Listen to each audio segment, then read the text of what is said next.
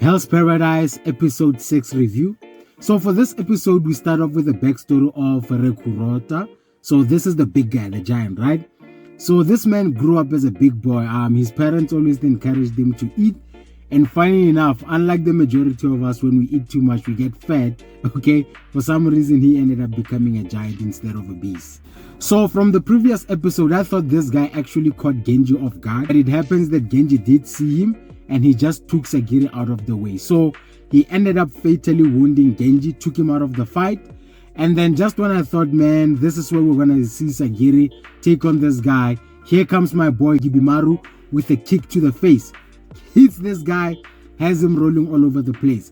And I will say, bro, Gibimaru is so strong. Imagine kicking somebody the size of Rekurota and he actually rolls over, hits a couple of trees. Goes to show you just how powerful and super strength, how much super strength Gibimaru has. Now, Gibimaru gets to thinking that, you know what, just like my training has taught me, if you don't understand, an enemy, or when you first engage with an enemy, you need to sit down and understand his ability, right? That's rule number 9 of ninjutsu, which is something that I actually appreciated. So he starts to get to thinking, and which is something that I appreciated about this fight. This was such an intellectual fight where, it wasn't just about brute force. So the guys actually had to sit to think about what they had to do to actually defeat this guy, because this dude was considerably powerful, I'm not gonna lie. So Gibimaru engages with this guy and he can already tell that this guy is very powerful, that he's far superior than him when it comes to like brute strength, right?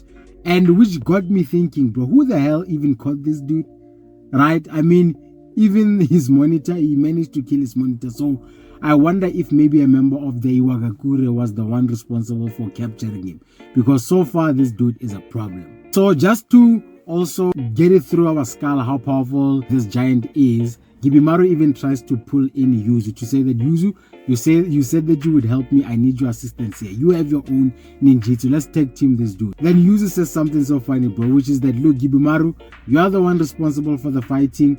I'm the one who's here to collect intel, right? But then she makes like such a valid point, which is that, there might be creatures that come their way. So she's actually keeping an eye out for potential invaders. And then she says, good luck, buddy. This chick, dog. This chick.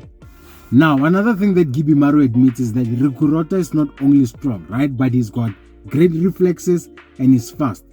That's never a good combination, bro. That's a terrible combination to have, especially with an opponent like that. Gibimaru tries a combination of attacks like Nimpo, like there's this blade where he makes it out of a cloth, and then there's another one where he uses like rock from the earth. He kicks them and they're strong enough to even go through like tree trunks, right? But for some reason they wouldn't do anything to Rikuroka, bro. Just to show you how strong this dude is, right? But then this dude looks dumb as hell, I'm not gonna lie. So my question is, how do they actually expect him to go find the elixir? Because you definitely need a bit of brain to retrieve that kind of thing. One thing that I kept thinking about this fight was that why doesn't Gibimaru just use Asin Blade, right? And then we actually find out that in order for him to do that, he has to come into close contact with Rekurota, and this guy is definitely gonna squash Gibimaru like a fly. So that rules it out temporarily, right?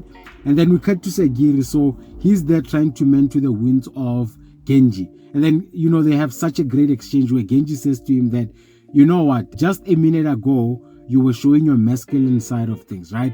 Now I see that you are using your feminine side of things because she's now being nurturing and so forth. And then he ends up coming to realization that Sagiri is not choosing either side of herself, the female or the princess or the warrior. She's actually deciding to choose both sides, right? And finally, Genji passes the torch, right? To say that, look, I'm gonna die. This is my sword and go avenge me. And man, after this, dog, an official apology goes out to Sagiri. I was wilding, bro. This girl, she's different. Now, back to Gibimaru. The one thing that I will say is that I appreciate that for the first time, he's actually getting some adversity when it comes to battle, right? And then we get this one scene where Rekurota is actually about to attack Gibimaru.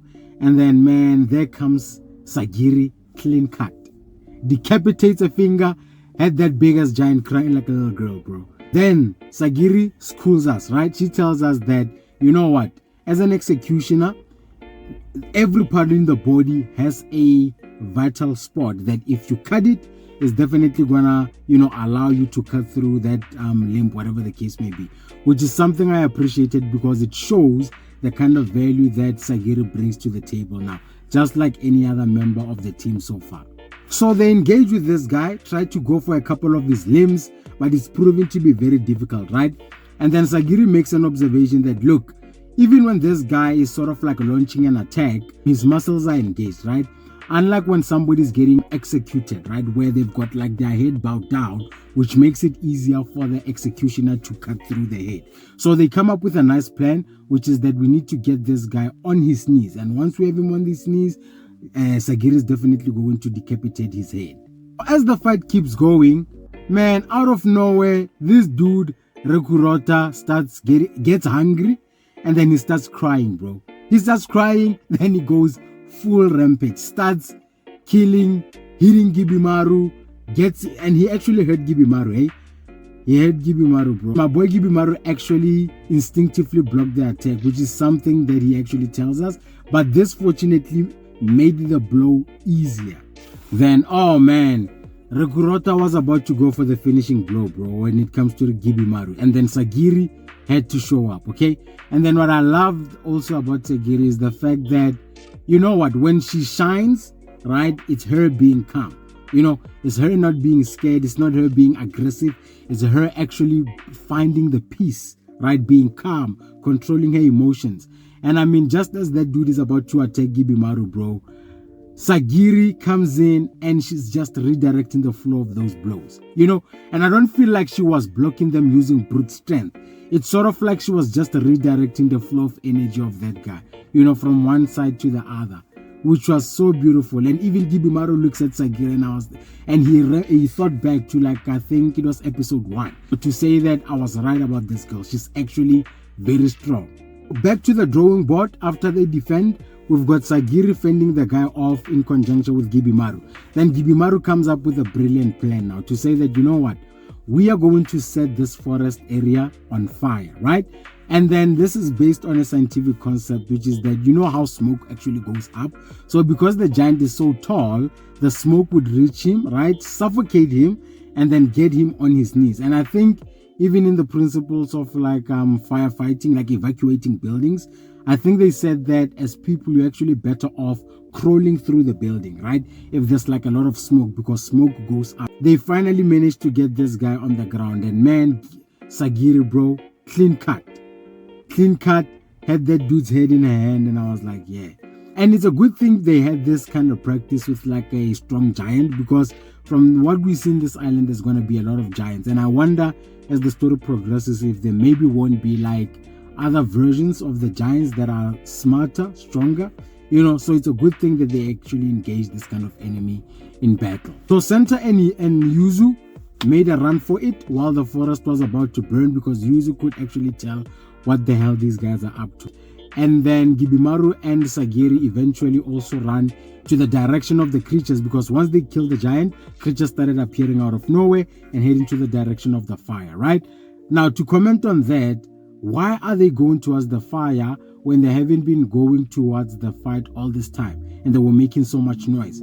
Which is something that Yuzu also picked up, which is that, we're making so much noise. Why aren't these creatures coming? But all of a sudden, if there's a fire, they're heading towards the giant instead of running away from it, because animals instinctively run away from fires. Now, I've got a suspicion that these creatures might be resuscitating or recruiting all the people that they have.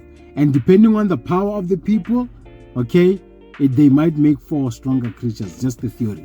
So Gibimaru fortunately manages to catch up with Yuzu, and boom, there's a village there, bro, where possibly these creatures might live at, but it looks like some old beaten up village, I'm not gonna lie. And then we cut to Chobe and Toma. They just also finished up chopping a couple of creatures, and then there's Chobe, bro, our own version of Genya. He's drinking the blood from these creatures. Even Toma asks him, the dude, is that even healthy? And he says that I'm not eating them, I'm merely just drinking the blood, and blood has water as well as nutrients. I mean, Why would you even assume that in an island like that, man? These guys, bro. But I'm not gonna lie, Chobe and Genya do definitely look the part. They look, they don't look human, you know, if I may say so. Chobe starts to have this instinct to say that there's something there. And then him and Toma proceed to go into the forest. And man, we get this spiciest, hottest scene, bro, where seemingly we've got like two chicks that are making out, eating fruit, making out. I was like, what the hell is this? Like one of the condemned criminals, which I don't think. And I wonder if it's actually like a resident of Hell's Paradise, which I actually lean more towards. But yeah, love this episode. I'm not gonna lie, it was engaging. Finally, some change of pace. Okay, I like the pacing. But that's it for the review, guys. If you like the video, definitely leave a like and leave a comment. Let me know what you enjoyed about the episode, what I missed, what you're excited for. And if you enjoy the content, consider subscribing to the channel. I'll check you guys next time.